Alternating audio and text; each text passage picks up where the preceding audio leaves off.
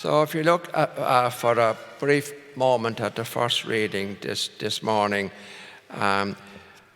having food banks and distributing food is not a new thing, and we read about that in the Acts of the Apostles this morning, where there were the Christian community, and that was part of it. They were looking after one another and taking care of one another. And that's what we are supposed to be doing too.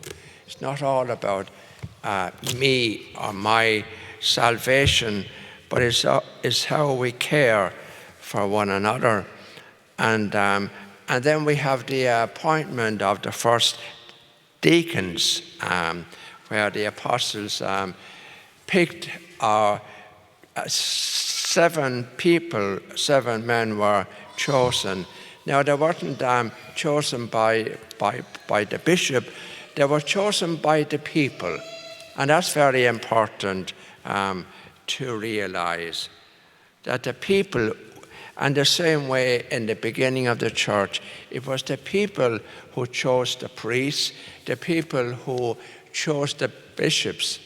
So the people had a say in what went on. Today, we have no say. And so we're very far removed from where I think we ought to be, if that makes sense. I know that in many dioceses, somebody is appointed bishop and he comes from God knows where, nobody knows anything about him, and he soon turns out not to be a good appointment for that diocese or for that archdiocese. But do the priests or the people have any say? Not at all.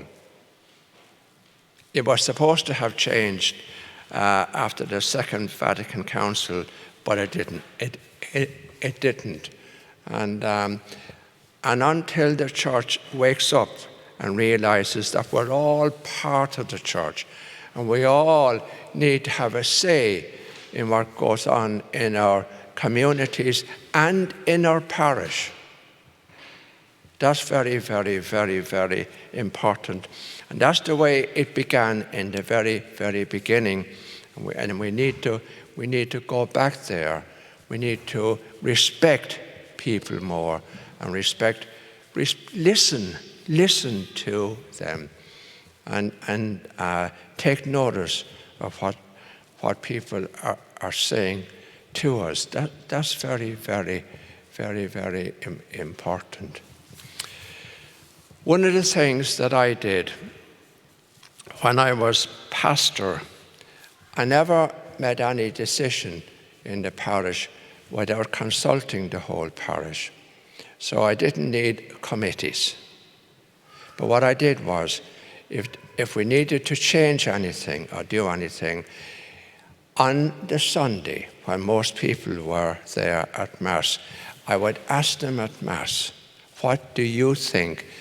And I'd let them ask me questions, and then I'd ask for a show of hands. Well, what do you think we ought to do?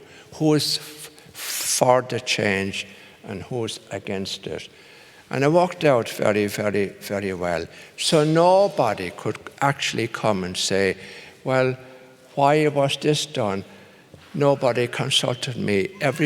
Everybody was consulted. And it led to having an extremely happy, peaceful parish where everybody felt they were involved and everybody was happy.